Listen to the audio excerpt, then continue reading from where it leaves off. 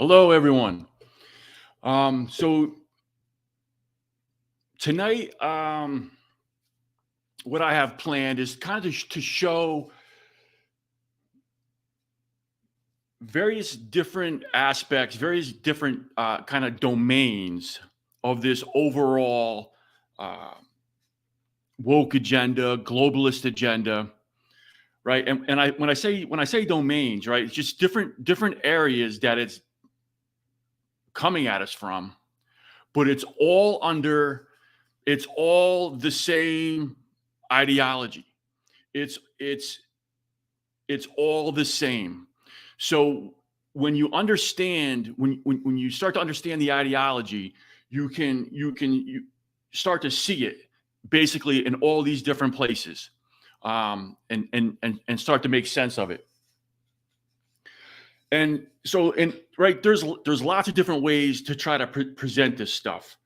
A couple of times I've shown like a very long video, maybe one of James Lindsay's speeches or something, and kind of talked about that or whatever.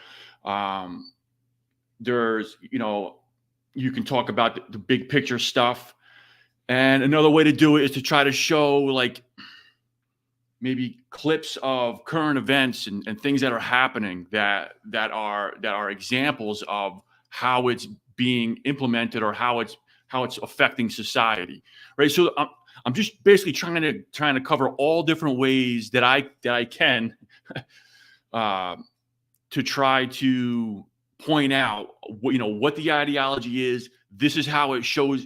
This is how it kind of presents itself in society. And just show it from all different angles. So that's really what I'm trying to do with this Thursday night show is just to try to present as much as I can in as many different ways as I can to to help people kind of put the pieces together and start to see it for themselves. But like I said, once you understand the ideology, you can understand it in all these different domains. You start to see it very clearly. So I just want to start off tonight with this right here, right? This was from Fox News recently. I think it came out yesterday or today or earlier. Very recently. It was talking about a Maryland city equity official. This is I believe in College Park, Maryland. Maryland city equity official says she wants U.S. to burn to the ground. My ideology, quote, my ideology can rise from the ashes, unquote. Right? So just a couple things with this. And there's a whole article on this. You can search for it and find it and read it and go more in depth into it. But just off of, the this overarching thing that she said. There's a lot that you can look at to understand, right? So first of all, Maryland City equity official, right? So this is an equity, someone who was appointed by the mayor of the city to be, to oversee the equity agenda within the city government, right? And we know now that basically equity basically means communism. It means communism, right? It more directly correlates with socialism, but the goal of socialism is communism, right? So this is basically a someone with a communist agenda that is put into city government to oversee government, policies and departments to implement and to make sure that basically that communist agenda is being forwarded, right? And so she says she wants the U.S. to burn to the ground, right? The bottom line is they are trying to destroy our country. This is plain as day. This is as simple as that. My first episode of this show was called "America Under Attack." Right? They are coming after America. They want to destroy the United States. Right? So she says she wants it to burn to the ground, and then she says, "My ideology, her ideology, can rise from the ashes." So there's something to think about here as well. They never give a vision. They never give a vision for what their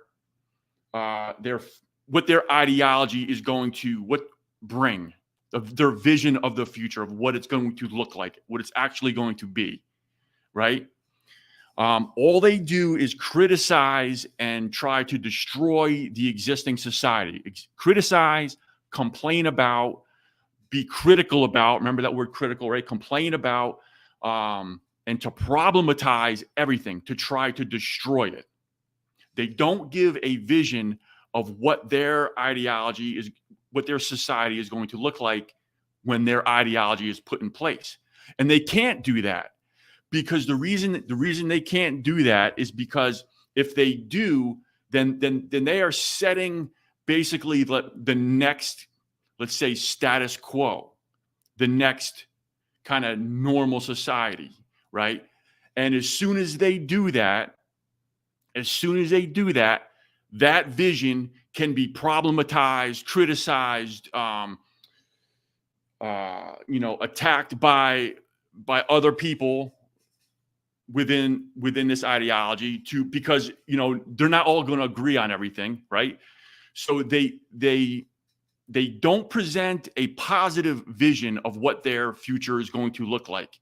They just have a negative outlook towards what existing society is. And of course, listen, there's always things to complain about with existing society, right? Things can always be improved, as Thomas Sowell says, right? A very important kind of quote from him, a very important concept from him is, there are no solutions, there are only trade-offs. Right. So anytime you're trying to fix something, you're taking an action towards fixing something, you're obviously taking energy and resources away from something else that may need attention or something. Right. So there's never a complete and total solution. It's always trade-offs, and society has to decide what the trade-offs are going to be best for them.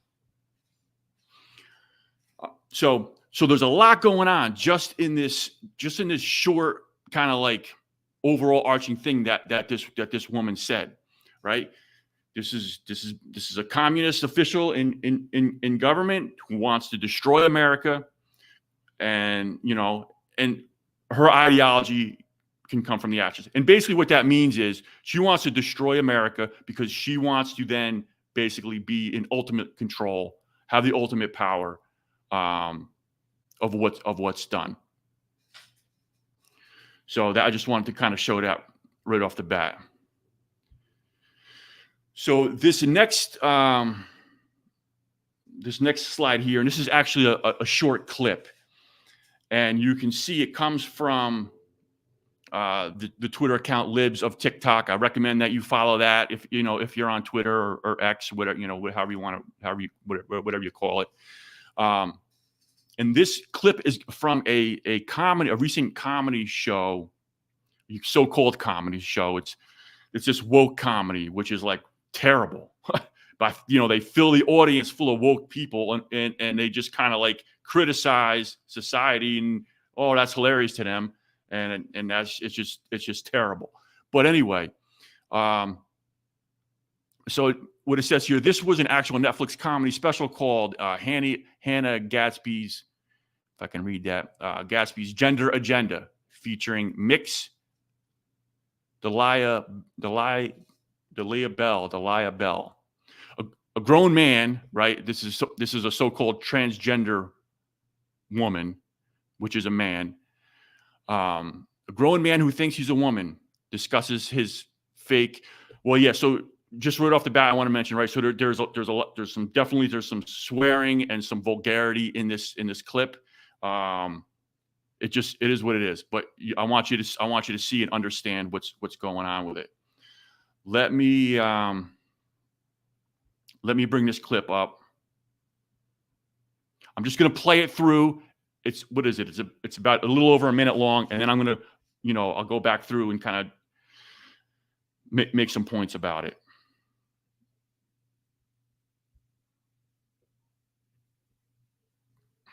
Okay, here we go. Factory default vaginas are the divine gateway of life. Our species could not exist without them. I will never take that away from you because I don't want to. And also, there are plenty of things an aftermarket vagina can do that a stock vagina cannot. Like destroy the fabric of Western civilization as we know it. Only my pussy does that. Only mine. Only my pussy can murder the little baby Jesus before he even has a chance to start an apocalyptic death cult and ruin the world. That's miracle pussy. That is how I define good pussy.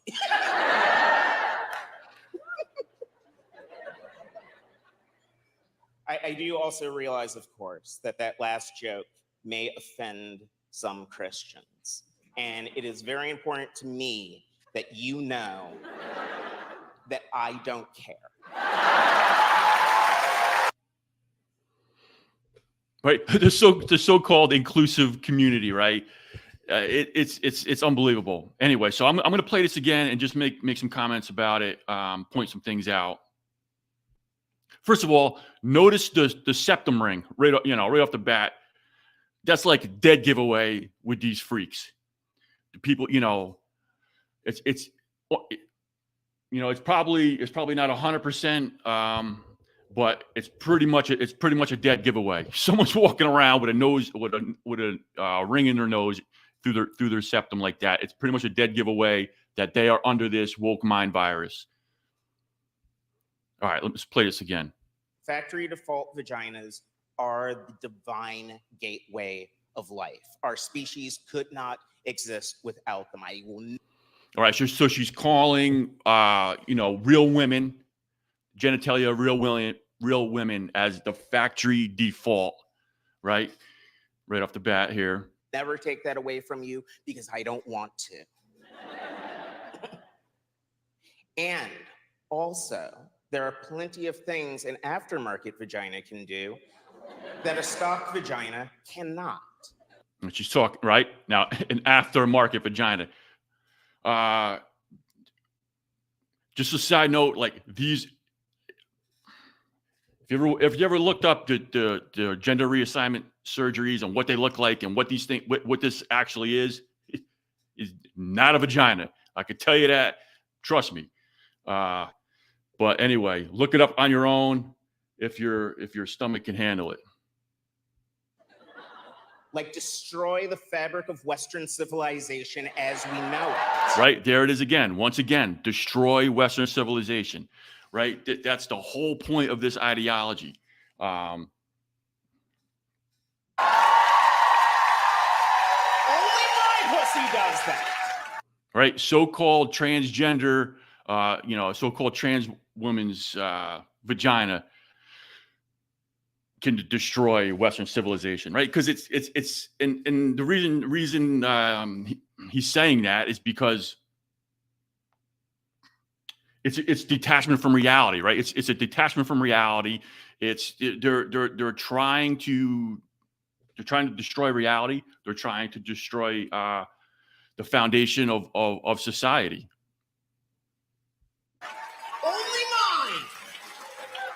Only my pussy can murder the little baby Jesus before he even has a chance. So obviously here's an attack on Christianity, right? They have to destroy religion because that is also, regardless of how you feel, whether you're religious or not, right? Religion is a foundation.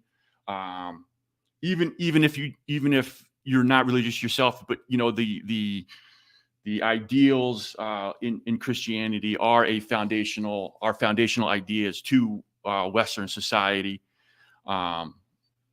and that's another reason why they have to attack and destroy Christianity, and also Christianity is another source of authority, right, for people who are religious and who look to the church, right, for guidance, and the government. Communism wants to be the sole authority.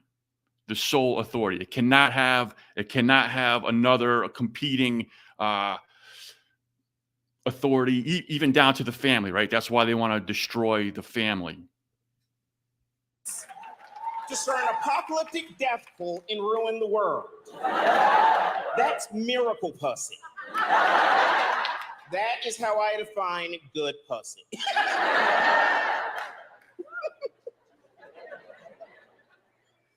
I do also realize, of course, that last joke may offend some Christians. All right, this is just where he says he doesn't care that the joke offends people, right? So this is just an example of the sickness of this worldview, and you can also see the common threads, right? This is in a domain of gender ideology and in the domain of queer theory, right? But you can see the through lines, right? It wants to destroy civilization, right? It wants to destroy religion. So, okay, let's see. I'm going to come to the next one here. Okay, so this is also this is within the queer theory domain. So this is from Scotland. They're talking about conversion therapy and how they're trying to enact legislation to ban what they're calling conversion therapy. Now, conversion therapy is normally talked about in the context of when, years ago, when they would try to, make a gay person straight. They would try to convert their sexual orientation, right? And that, clearly that was completely wrong, right? So, but what's happening now is you're starting to see the shift towards denying a person who believes that they are the opposite sex, right? Denying a so-called trans person their belief that they're an opposite sex, even just denying it, not even trying to do anything about it. They're saying is conversion therapy. So once again, you have to understand the conflation when they combine these letters, the LGBTQ plus, right? They combine all these letters, but LGB, right? Gay, lesbian, gay, bisexual. Those are sexual orientations. They have nothing to do with transgenderism, so-called transgenderism. You know, I say that just to remind people that there's no such thing as it. There's people who believe that they're the opposite sex. There's nobody who's actually transitions to the opposite sex. You know, the transgenderism, queer theory, plus all of these other, you know, things down the line from there. Those are all completely different. They're completely different. But they try to use. They're trying to attach to the gay movement to make people sympathize with them and confuse them and manipulate them into going along with it. So I just want to play this. You can hear how they're you know, trying to kind of shift the goalposts and bring people more into this pseudo reality, this make believe world. And once you're there, you know, another word for that is the wizard circle. Another term for that is the wizard circle. Once they have you in that wizard circle, in that make believe world, you're done, because they make the rules. They make the rules in there, and consistency and does not matter. Whatever they say goes. So let me just play this real quick here.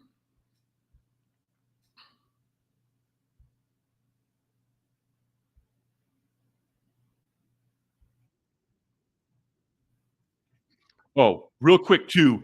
Okay, you might think, this is in Scotland, right? Big, you know, that what does it have to do with America? It's not really. Listen, this is like I've been trying to say, right? This is a global agenda. This is an attack definitely on Western countries, right? Western Europe, Canada, America, you know, Australia, you know, the the so-called Western world, right? Western countries. So what's happening there is also kind of like it's happening all over. Some places it might be a little further along than others, but it's all part of the same agenda. Okay, let me jump back to. All right, here we go. Still getting used to hitting all these buttons here. So our organisations, Stonewall Scotland, Equality Network, Scottish Trans Alliance and LGBT Youth Scotland have been working collaboratively to engage with the Parliament on this petition since it was first considered by the Public Petitions Committee.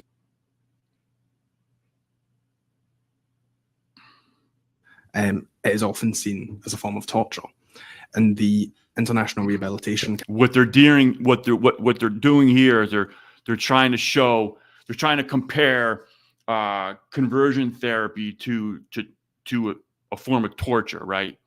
And listen, if you're talking about trying to convert somebody from, you know, trying to convert somebody's sexual orientation, you know, maybe that applies. But when you're talking about someone who believes they're the opposite sex, and you don't want to go, you know, you don't want to go along with that agenda, you know, that is clearly not torture. But this is what they're trying to tie it to. Council for Torture Victims said that conversion therapy violates the global ban on torture. The United Nations Independent Expert on Sexual Orientation and Gender Identity say that some cases, depending on the severity and the form, can amount to torture.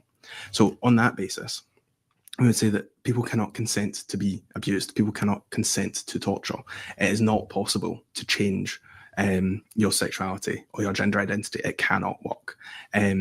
Anything that does come out of that process is based on trauma. It is based on suppression. It's based on denial of fundamental, unchangeable aspects of who someone is, their sexuality and their gender. So just from the outset, we'd say that we consider conversion therapy to be a form of torture, and it does not work. It cannot work. You cannot change your sexuality or gender. In the cases...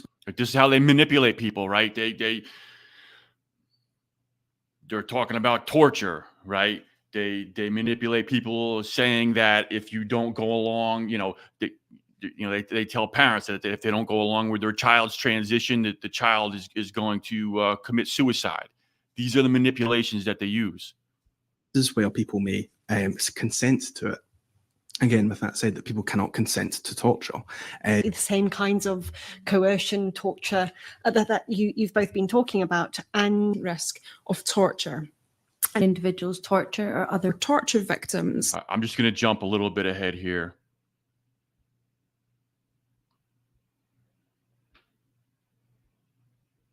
Police crown rather than necessarily a change in the law?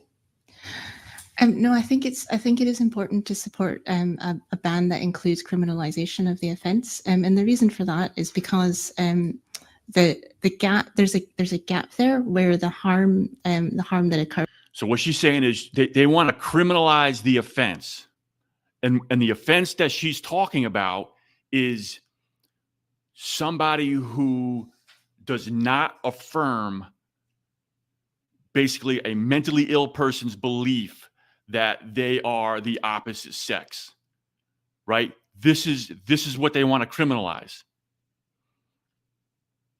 Occurs, so that's engaging with someone, as I said, very often speaking. Not all torture is physical. Speaking, or taking advantage of a position of power, basically, in order to. So, right, the bottom line is me talking about this and me explaining it the way I'm explaining it, right, would be against the law if something like this was to pass, right?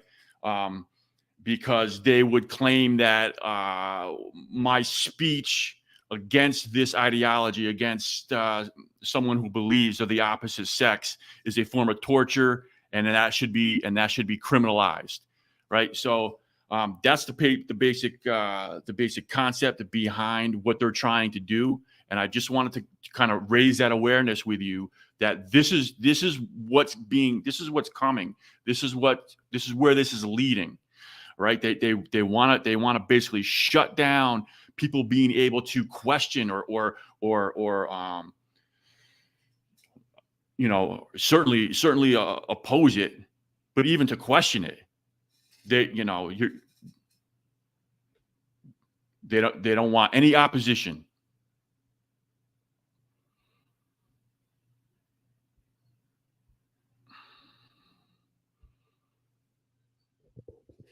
All right, so this is within the gender ideology, queer theory domain here.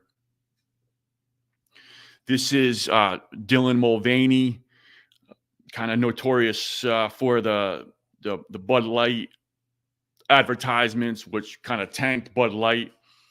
This is a man who not only thinks he's a woman, not only but he calls himself a girl. He calls himself a girl. This is a grown man. Talks about he refers to himself as a girl, right? And this is a video that he has out, right? And listen, the reason these people get kind of promoted and kind of pushed out into society is because they're kind of the tips of the spear of this agenda by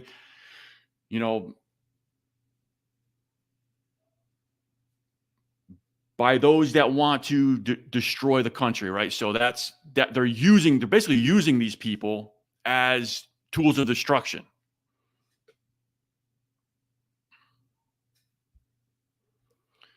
This here is, so International Women's Day was, I think it was last week sometime, right? I'm not a big fan of this International Women's Day thing. Whatever, that's a little bit of a side note. It kind of was originated from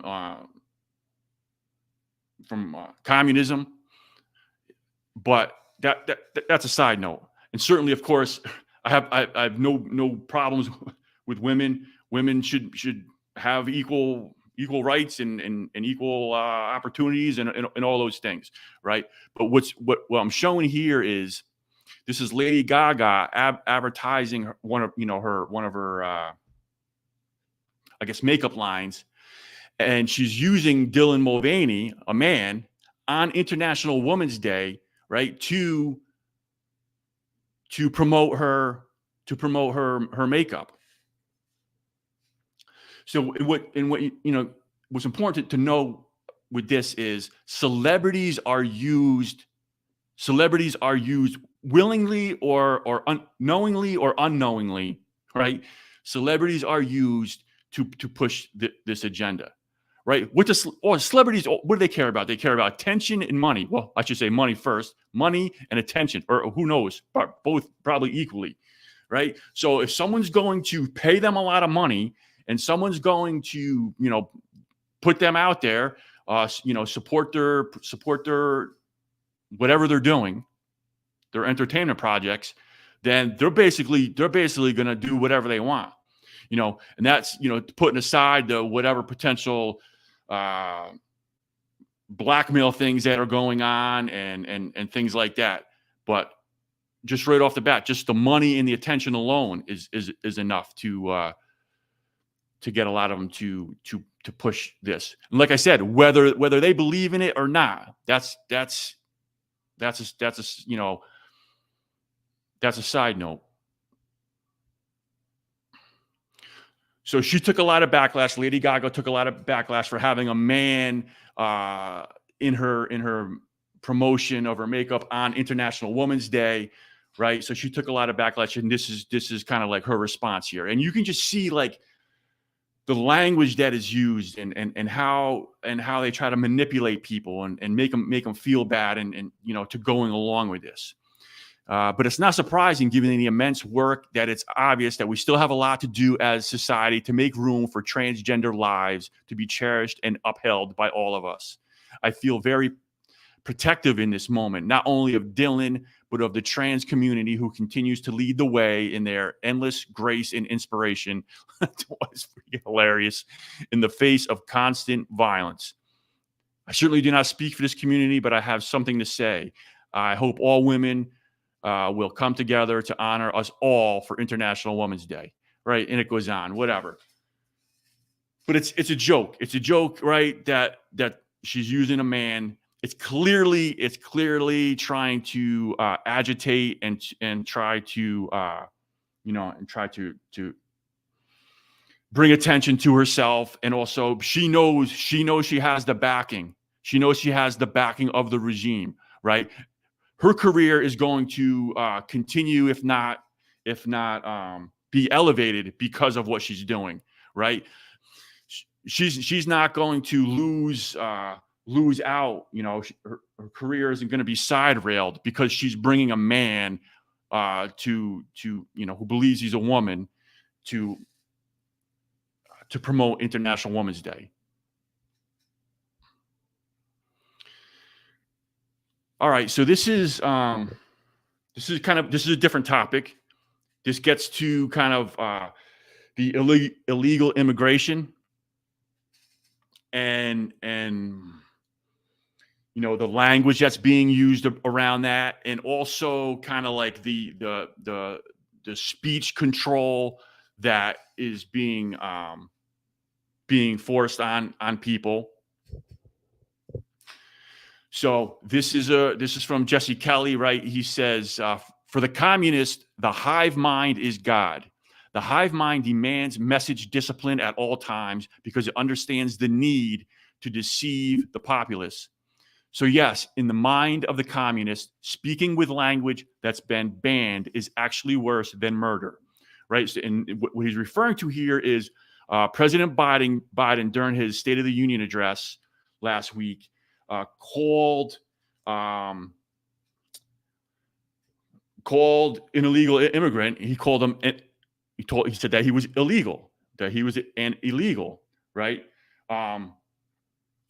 But that's like heresy in the Democratic establishment, in woke world. It's, you can't, you have to refer to him as an undocumented immigrant. I mean, they're shifting the language now to calling them like, you know, undocumented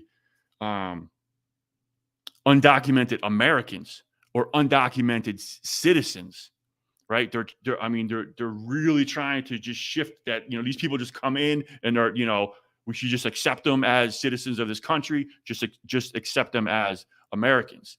It's insane, right? But I'm just going to show this clip, and it just shows you the language control and how angry what Jesse calls here the hive mind, the woke hive mind, got at Joe Biden for calling this person an illegal, which he is. So let me bring this up here.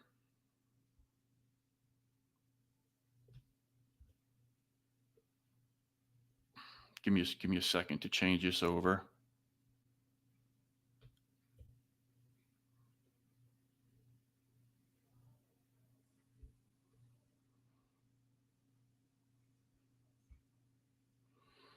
All right, I'm just going to play this, right? So it just says the media are more triggered by Biden calling Laken Riley's alleged murderer an illegal than about the illegals killing American citizens left and right. So this is walking back a controversial term he used during his State of the Union remarks. Biden used the word, quote, illegal. He used the term illegal. He used the word illegal. He used the word illegal. He used the word illegal. Holy shit, he used the word illegal. These people are freaking out.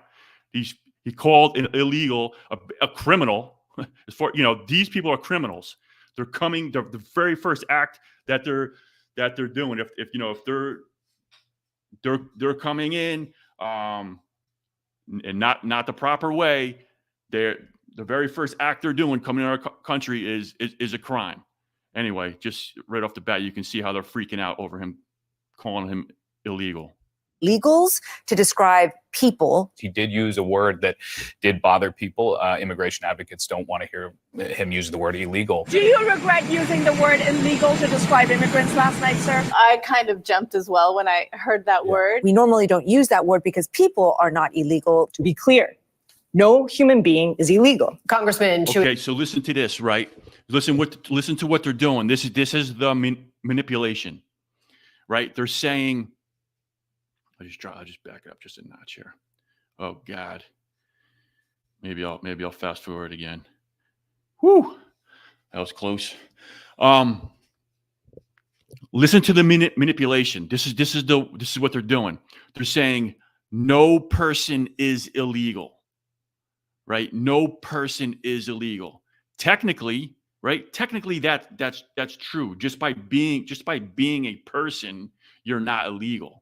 Right, but there are people that do crimes. There are people that do illegal things, right? So that's why they're called illegal, and they're not from the United States, so they're aliens, illegal aliens. That's what they are. Criminal aliens, really, is the better term. Anyway. I'll play this for another minute here. Oh, God. Congressman Chuy Garcia saying he was extremely disappointed to hear the president use that word illegal. Joaquin Castro has said like this, using that word and illegal, dehumanizing is problematic. What did you make of that? That's probably true. He probably should have used a different word. Like Joe Biden's ad libs in the past, this one kind of got him in some trouble, particularly with Democrats who don't use the word illegal, call undocumented workers. Saying to the broad Democratic base, you know, I hear you. I hear your concern. And I shouldn't use that word is a smart thing to do. Yesterday, Biden attempted to rectify this by apologizing for using that word to describe an undocumented immigrant. You used the word illegal. So you regret using that word. Yes. He understands or understood. Right. So his handlers sent him out to do this interview with, I don't know this reporter's name, MSNBC reporter, right? Joe, you got to go out. You screwed up. You can't call them illegals. We're setting up this interview with you on MSNBC. Go sit down and tell this guy you made a mistake and clear this up, right? This is basically what's happened. The damage that he caused, and he was very eager to make amends. You may be wondering, Why does this matter, right? It's just a word. Who cares? Well, his language matters. The words we use to describe each other matters. And unlike Trump, Biden understands that words can shape our reality and that words can have real world and dangerous consequences.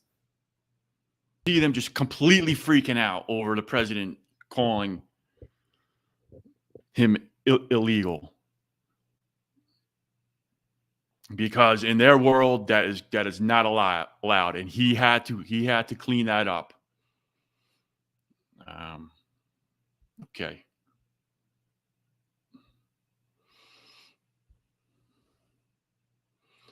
So this here is a tweet from James Lindsay, and this is also along in the kind of immigration domain, right?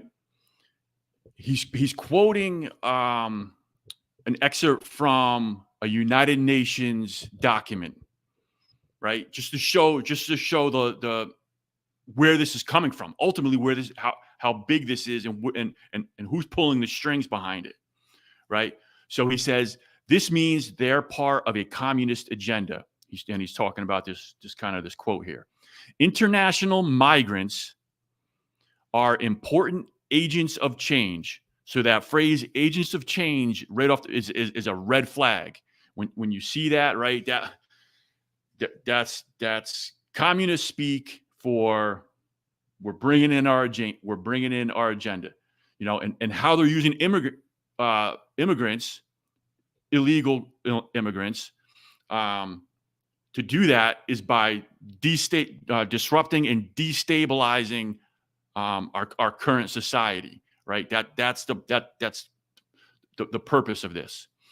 So international migrants are important agents of change, making positive contributions to sustainable development. So there's another red flag term that we've talked about, right? Sustainable development, and this speaks to the United Nations Sustainable Development Goals, right? The 17 Sustainable Development Goals that we talked about that they're using to control to try to control countries and develop this global governance.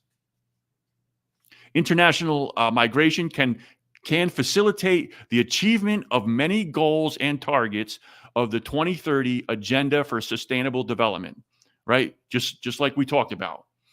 And if you're not familiar with that, if you're interested, you jump back to the first episode, my first episode, America Under Attack. I talk about the Sustainable Development Goals, what they really are. And there's that symbol, right? That circle symbol with all the colors, which represent the 17 goals. And how I told you how that symbol is basically a symbol of tyranny. So what I'm trying to show you is how this is all attached to the globalist agenda. And it's coming from the United Nations, coming from the World Economic Forum, coming from these supranational organizations. And just to kind of show you here, like I said, James had posted a link to that article, and this is it here from the United Nations, right? The Department of Economic and Social Affairs. International migrants are important agents of change. And this is from, about a year and a half ago. I'm just going to jump down here to number 3. And this is what he quoted, right? International migrants are important agents of change, making positive contributions to sustainable development in communities of origin and destination.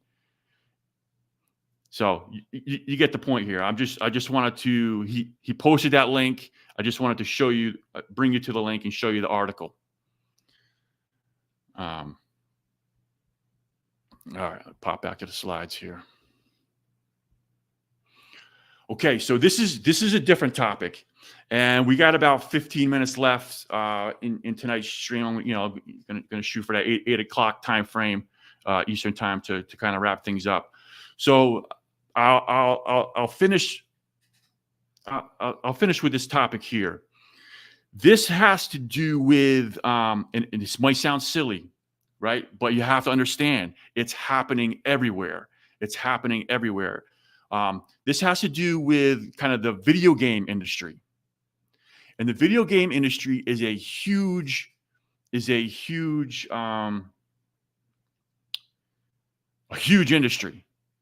you know, for entertainment wise. It's much larger than the movie industry, much larger than the music industry, much larger than both of them combined, as we'll hear a little bit later. And what's happened is they've pushed this ideology into the video games to make them basically diversity, equity, and inclusion compliant, to make it woke compliant.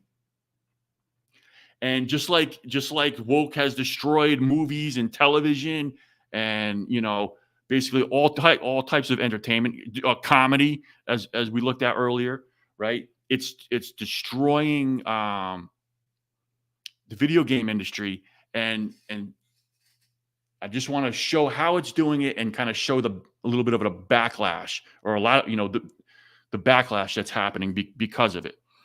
So this video here is from somebody who was basically, you know, you'll see he just kind of like explodes and just kind of loses it because of what's happening to the video game industry, and he, you know, he was basically just kind of trying to play a video game, and he just got sick of this agenda that's being forced on him.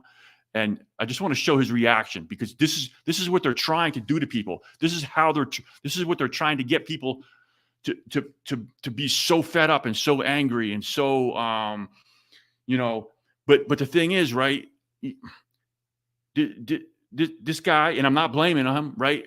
He doesn't fully understand what's going on. He's just trying to play his video games. He's just trying to enjoy his life, and everything that's happening is, you know, just being bombarded by this insanity. So let me show you this video. There's some cursing in here. Listen, this is real life. You know, I'm showing you what's going on. So give me a second to bring this up real quick. So this is this guy's reaction. He's just so fed up of just trying to play his video games and, you know, have some escapism for a little while, and enjoy, you know, a role-playing game and have fun with it, but he can't, because he's just being jammed. And it's not just him; it's everybody. This is what's happening to the video game industry. But this is this guy's reaction, and I think he speaks for a lot of people how fed up they are. So let me just play this. Hey, Bethesda. Oi, Cal, shut your fucking cake hole. Hey, Bethesda, I just want to say something to you. Bethesda, I just want to say something to you, Bethesda. Just want to say a little something. There is nothing I love more. Taking my headphones off. Fuck that. Bethesda, there is nothing I love more than to sit down, comfy chair, turn on my PC, fire up a brand new RPG, lose myself, think, oh my God, just think of this world. Just think of all the planets I can visit, all the immersive things that I can get involved with, all the fights, all the relationships, all the people I meet, all the places I go. I'm so excited to go there. And you know, I love nothing more than, with all of that laid out in front of me, I love nothing more than to be dragged out at every fucking conceivable opportunity so you can fucking current day us. Sorry, did you want to get immersed? So he used the term there, so you can current day us, right? He's talking about he's talking about bringing the woke agenda in, right? That's what he's referring to it, but he's using the term to current day us, because what's happening currently, right? This is taking over everything.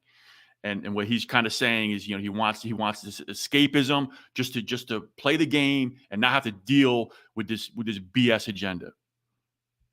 Immersed in our world? Yeah, well, guess what? Fucking pronouns! Fucking gender ambiguity! Fucking current day Californian shit! Because that's all we fucking know. Because we're boring. We're so fucking boring.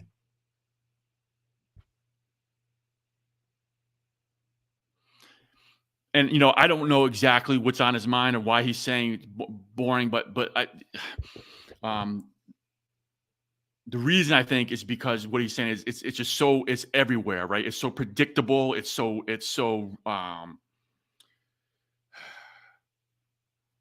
I guess so predictable is probably the best way. Like I said, once you understand this ideology and you can see it and you know what it is, and it's just destructive. We can't see past our own fucking reflection. That's the level of our narcissism here at Bethesda Western Game Company. Fuck your immersion. Fuck you having a good time. Fuck you falling into a world and just getting lost. No. Current fucking day. Fuck off. You're boring. You're fucking dull. You have nothing to say. You are a one-hived mind twat waffle. That's all you fucking are. So this guy's fired up, right? No doubt, and he has every right to be. And you know, good for him. Good for him. You know, with his energy. You know, we should all be fired up. We should all be fired up about what's happening. But you know, this is the emotion. This is what it brings people to, and this is what they want. They want you to feel demoralized. They want you to feel defeated.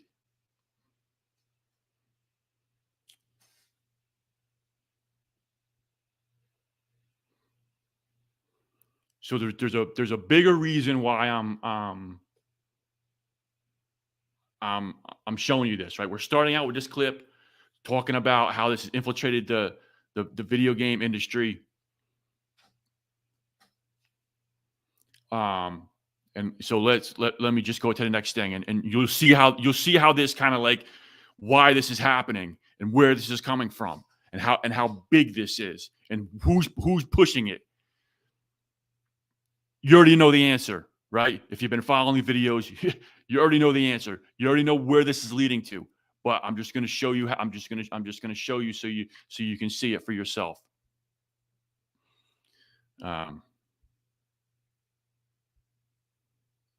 Okay, so there's an issue with the video game industry. Clearly, right? So this is from James Lindsay here. He's talking about they're referring to it as Gamergate 2. I'm not going to get into all the different things with Gamergate and but basically this is a reaction to this diversity, equity, inclusion agenda, this woke agenda, this communist agenda being pushed into this into the entertainment industry, into specifically in this case the video game industry. I just want to play this video. James just kind of summarizes it here. Mark Kern explains how ESG money, right? Environmental, social, and governance money. We talked about ESG, how that's a corporate, a social credit score for corporations.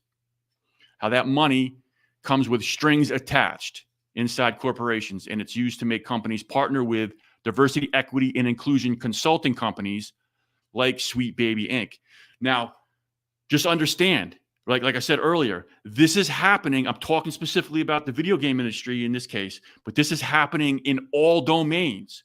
This is happening in all domains, right? So, you know, you take this concept and you apply it to, you know, basically all different corporations. You apply it to, you know, education. You apply it to whatever, the medical medical field, just across all domains.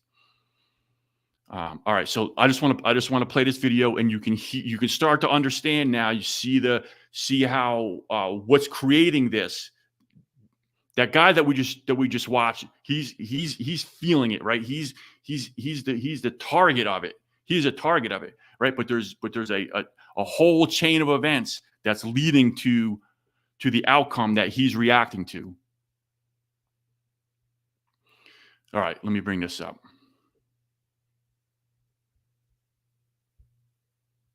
I'm going to play this video here.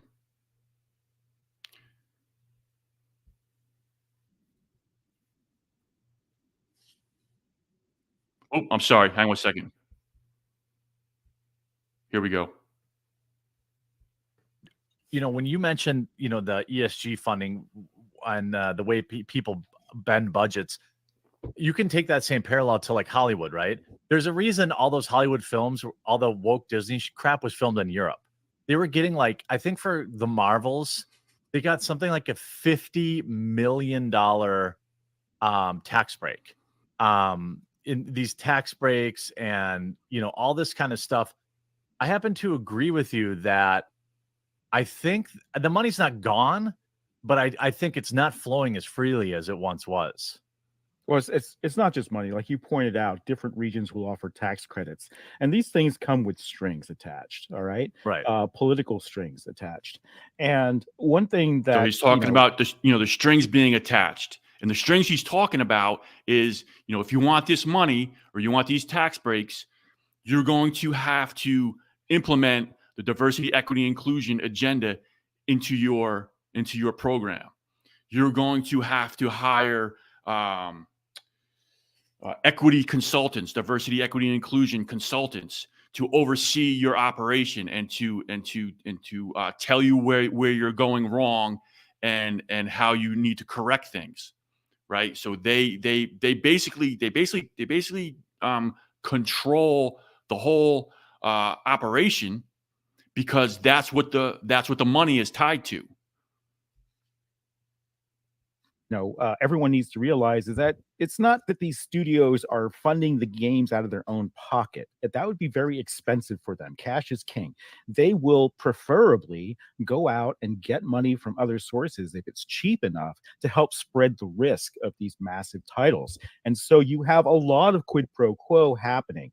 And I can tell you that devs have been approaching me and giving me some inside baseball on what's been happening. And there are funding deals out there for studios, and I can't get too specific. I don't want to out my sources, that have certain strings attached. Like a company will suddenly sign with a developer, and now that developer needs to hire a DEI director and needs to go out and hire consultancy firms to gender balance their staff, or quite specifically, go out and hire companies like SBI to consult on their writing and do sensitivity reading and changes for that. And what is right? So he's talking about sensitivity reading. So basically, they look at the video games, how they're presented, who the characters are, all these different things, and they look for problematics. They look for issues that don't comply with the woke agenda, right? And they make the video game developers comply with wokeness. Right. So that's where this is coming from. You know, this is coming from big money pushing this down. So there's no, I'll skip the last minute here. You kind of get the sense of this here. So here is. So he mentioned one of the consulting firms, one of these DEI consulting firms that these video game corporations have to hire to oversee their development of their games. One of them was called, I think he said SBI, right? So Sweet Inc. is what it's called. I'm just going to play a clip from a woman, and you can hear what she says on how they coerce these game companies to make sure that they toe the line. If you're a creative working in AAA, which I did for many, many years. She's saying AAA, and I believe that's the top tier game companies, from what I understand. But anyway. If you're a creative working in AAA, which I did for many, many years, put this stuff up to your higher ups. And if they don't see the value in what you're asking for when you ask for consultants, when you ask for research, go have a coffee with your marketing team and just terrify them with the possibility of what's going to happen if they don't give you what you want. Right? There it is, right? Terrify them. Terrify them with the possibility of what's going to happen if you don't give them, if they don't give you what you want. Right? So this is the power that these consulting firms, that these corporations are required to bring in order to access the money they need to develop these games, right? So this whole system of what's leading to this. All right, give me a second. I'm just going to pop over here for a minute. All right, this is another example here. This is a game developer. And I'll just play this, right? But this is from Libs of TikTok, from her Twitter account. This is Danny Lalanders, a non-binary game. So a queer game developer. She was hired by so-and-so to create a game based on Marvel's Black Panther. She says she doesn't hire white people because they're unsafe and it's hard to work with them, and only hires people of color. Right? So I just want to play this real quick so you can hear it from her own mouth.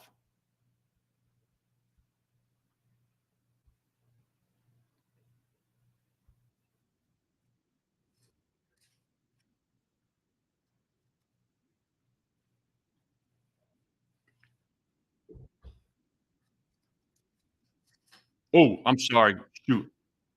I'm sorry. Give me a second here.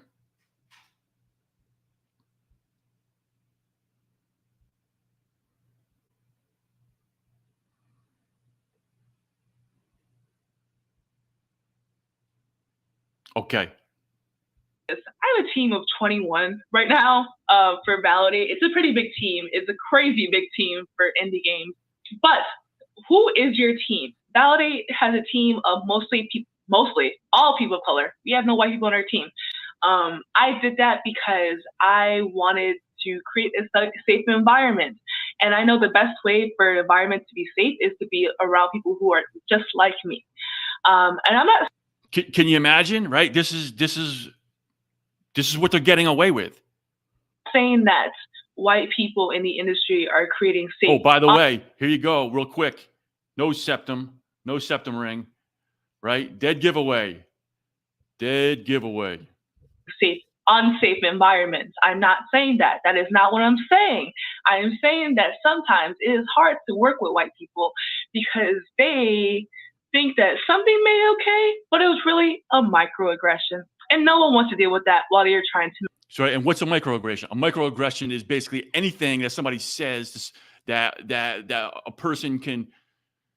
Well, it's actually what somebody decides it is from what they hear. They can accuse somebody of anything of being a microaggression, literally anything. It's so that's they can complain about anything, saying you said this, and it made me feel this way. And that was a microaggression against me. You're harassing me. This, that, the other thing. Microaggression. And no one wants to deal with that while you're trying to make a game that they love. I have a team of 21. She has a team of all people of color, right? No white people. That in this worldview, right? That is considered diverse. That's considered diverse, right? And what it is people, all people that think the same way, and basically she hired them that they think how she does.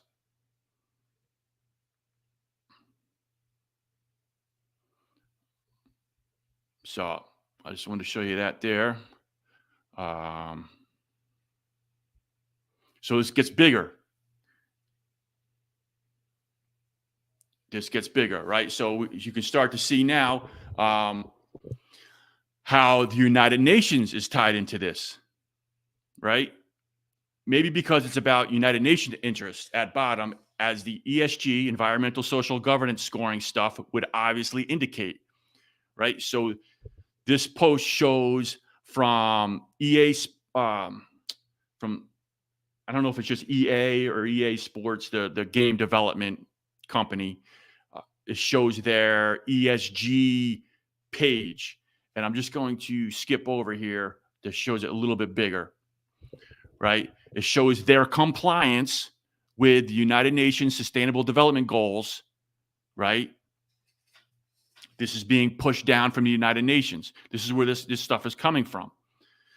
So you have this guy that we watched before on the video, right? Who's basically, who's completely frustrated, just wants to play a video game and enjoy himself, and he's being force-fed this woke crap, just like we are being force-fed this woke crap on our television shows. I don't even watch television. I can't even watch television anymore. I can't even go to the movies anymore. I don't, whatever. I don't know about you, but it's terrible, right? Comedy. Who's funny, right? Dave Chappelle, that guy's hilarious because he busts their balls. Ricky Gervais, there's a few people out there, but this is where it's coming from. It's being pushed down from the United Nations. So here, just real quick, I kind of blew up this one section here. It says United Nations Sustainable Development Goals. The SDGs are a collection of objectives designed to serve as a shared blueprint for peace and prosperity and everything great and nice. Of course, that's what they're going to say for people in the planet, save the planet now into the future, right? So this is the nonsense. Through the efforts detailed in this impact report. So this is EA's Electronic Arts Impact Report to comply with the Sustainable Development Goals. Electronic Arts is committed to contributing to a more sustainable future. Red flag. The following include actions and initiatives that contribute to the SDGs, Sustainable Development Goals, where we can have the most impact. Blah blah blah BS. But they have to comply with this stuff.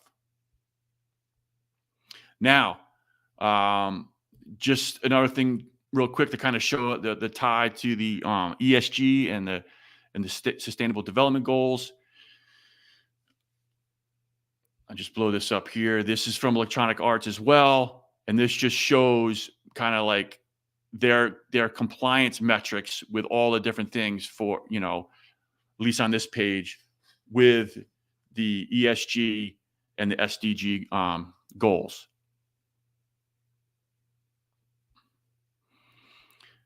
Now, there's other interests involved in this as well, right? So James says here the plot appears to thicken.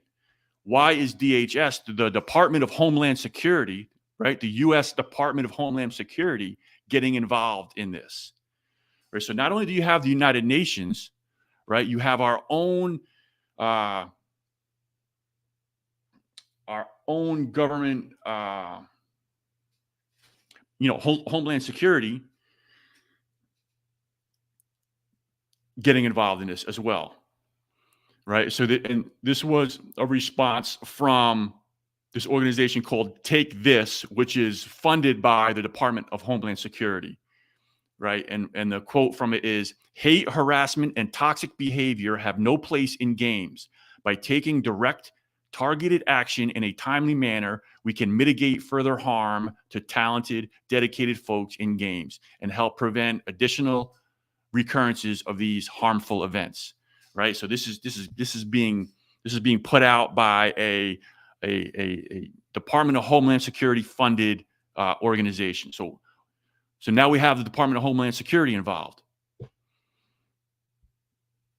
This video here is going to explain why that is, and not only Department of Homeland Security, but other government organizations as well.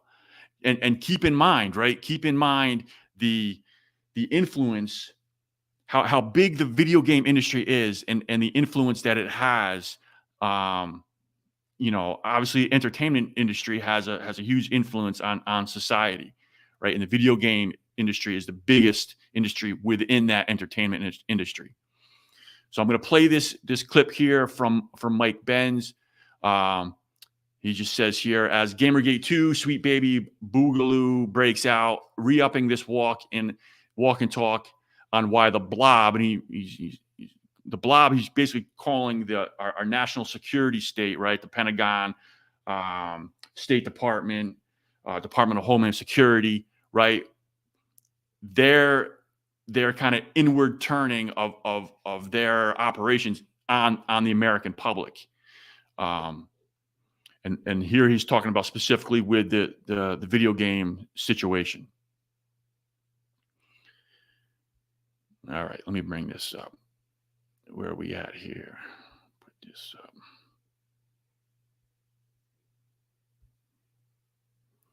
All right, so this is from Mike Benz. Benz, why are we censoring video games? Why do the Pentagon, the State Department, the Department of Homeland Security, and the CIA care?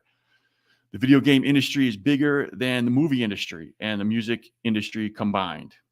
So let's just listen to him. I'll wrap this up after, shortly after this. But this is important to know all of these different connections on what's going on and what leads to just us, somebody trying to play a video game and having this agenda shoved in their face and shoved down their throat, right? Where this is coming from. And this poor guy playing a video game, in the beginning, who was so upset and basically just getting it out, has really, I'm sure at the time, maybe he knows now, I don't know, but I'm sure at the time he didn't, you don't realize how big this is and where this is coming from and what's causing it. So let me share this video here with Mike. Hey, I'm walking around Little Havana here in Miami, and want to just drop a quick note here. It's about censorship in video games.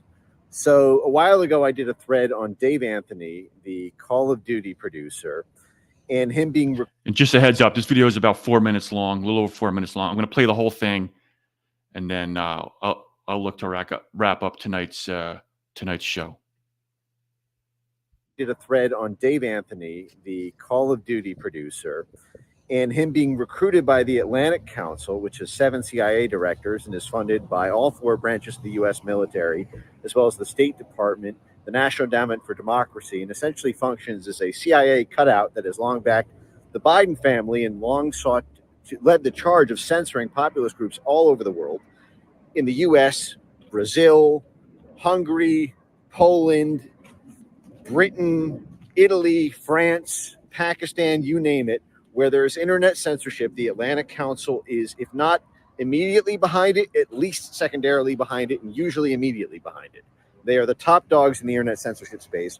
A couple of years ago, they picked up Dave Anthony to do censorship advisory for their work with the Department of Homeland Security, which ran point for the federal government on all things internet censorship.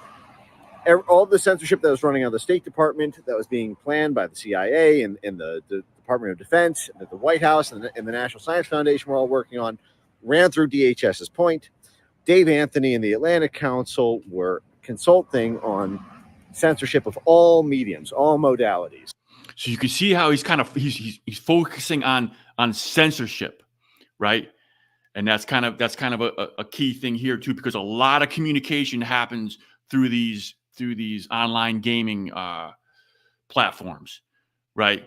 So that's one of the reasons why the government is getting their hands into it, because they don't want they don't want people saying things that is against the regime agenda in these on these platforms. And it's another reason why they're pushing to make them so unappealing to people to even want to play them. Censorship of all mediums, all modalities, social media platforms, podcasts, video games, forums, you name it. So why video games? Now, video games, you have to understand, video games are a bigger industry than movies plus music combined, okay? This is a really important point so that you understand why the national security state moved into censoring video games, okay? How much do you think the movie industry is worth in total? How much do you think the music industry is worth in total? How much do you think the video game industry is worth in total? Give you a second to think about it, form your guesses, and then I'll just tell you. So the music industry is a $40 billion industry. I'm sorry, music. Did I say music there? The music industry is a $40 billion industry. The movie industry is a $100 billion industry. So you add those two together, you get 140 billion, combining the movie and music industries combined. How big do you think the video game industry is? It's 245 billion. So let's call that 250. So the video game industry is 1.5 times the size of both movies and music combined. Now it eclipsed it. Video games eclipsed the movie and music market during the Trump presidency, and it was the sort of gamer populist pipeline that drew massive attention from the Department of Homeland Security, the Department of Defense in particular, which is where Dave Anthony and Call of Duty come in, as well as the Department of State, because you had all of these populist kids and influencers, and as Twitch and YouTube types like PewDiePie and all the other video game streamers started becoming the new celebrities. The focus on cultural influence that used to be a big part of the national security state's soft power projection during the Cold War shifted to video games, especially because uncensored Discord chats and uncensored Telegram channels and uncensored in-game chat and real-time chat was a meeting place for people who backed candidates like Trump or Marine Le Pen in France or Bolsonaro in Brazil. It was a place where they could have free and uncensored speech, even on controversial topics. And so the national security state leapt in and said they are a pipeline incubator for political movements that we want to squash in the bud. And so they brought in Dave Anthony and the COD guys, the Call of Duty guys, for advisory on AI censorship techniques to add toxicity scores and the like to the chat here. Sorry, it's a little loud here in Little Havana, but I'll knock it off.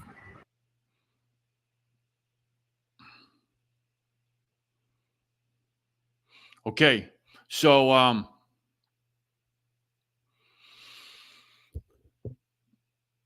so hopefully now you can see, right? You can see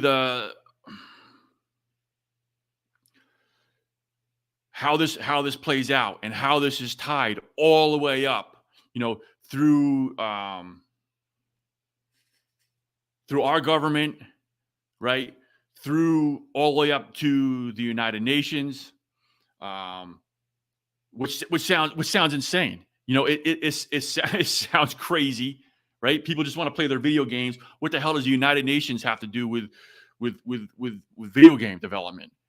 What the hell does the Department of Homeland Security or the CIA or the national security apparatus? What the hell do they have to do with video games? But this is what's happening. This is what's happening. This is how it's all tied in. And like I said earlier, right? This is happening in all domains. This is the example of the video game industry, but this is happening across the board, right? So once you understand the globalist agenda, once you understand, because that's coming down from the top, right? Once you understand the woke agenda, because that's the cultural revolution from below, that's being supported and funded by the globalists, right? So to destabilize society, to create the conditions where the globalists can then try to implement their agenda. Once things are basically turned upside down and destabilized, right? So I hope that kind of makes it a little more clear on how this whole kind of thing is tied together and working together. Let me just check one thing here as we wrap this up. Okay. So, yeah, I'm going to go ahead and wrap it up for tonight. I appreciate you joining. If you know